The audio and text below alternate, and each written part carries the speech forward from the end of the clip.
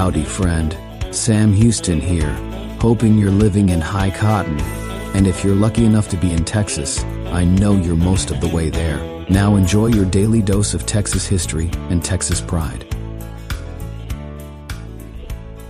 Howdy, friend. Welcome back to the Feed Bandit podcast and your Texas History Roundup for June 19th.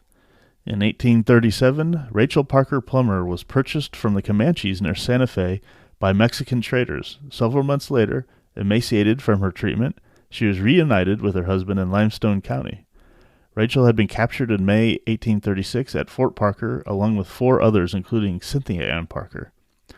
She was pregnant at the time of capture, and her baby was killed when he was about 6 months old. Her young son James was captured with her, but they were separated, and his life thereafter is unknown. After being reunited with her husband, Rachel had another child in January 1839, but both she and the baby died 2 months later.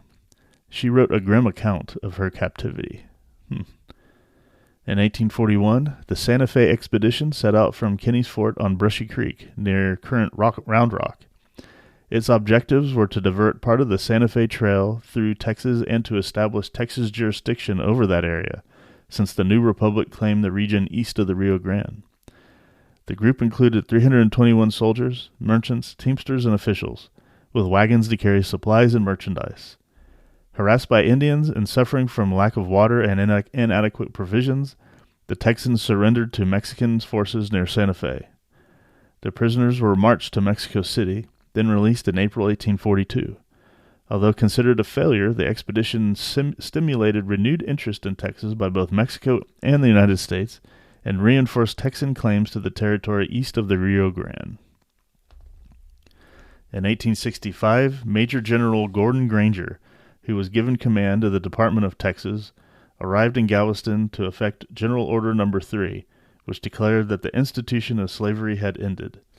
It resulted in freeing 250,000 slaves in Texas and setting off joyful displays by Texas freemen. Thus, Juneteenth was born. In 1890, the poem Cowboy's Christmas Ball by William Chittenden was published in the Anson, Texas Western. In 1885, the owner of the Star Hotel in Anson began hosting an annual Christmas ball for residents of the town and cowboys from the area. Chittenden was so taken while attending the ball in the late 1880s that he composed the poem. In 1934, the event was revived by local teacher Lenora Barrett, with dancers being true to the style of the past, and the Anson Group was subsequently invited to the 1937 National Folk Festival in Chicago. Since then, they've performed in Washington, D.C., St. Louis, St. Petersburg, Denver, and several Texas cities. The poem was set to music by Gordon Graham from Colorado, and first sung at the 1946 ball. In 1919, by an act of the Texas legislature, the pecan tree became the official state tree. The resolution for this act had been adopted in March by the legislators and became effective this day.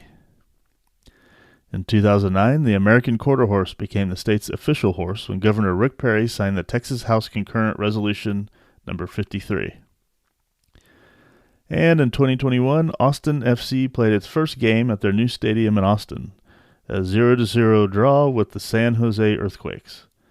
Their first league game had been a 0-2 loss to LAFC on April 17th, and their first home win was 4-1 over the Portland Timbers on July 21st. Oh boy. All right, that, my friend, was your Texas History Roundup for June 19th. Thanks so much for listening, and we'll catch you back here tomorrow on the next one. You take care. Well, there you have it. If you like our podcast, check us out at feedbandit.com. There you'll find awesome Texas First outdoors gear and apparel. Your purchase helps support the Bandits and keeps this podcast on the air, fighting for you and for Texas. Remember, preserve the tradition, protect the legacy. Until next time.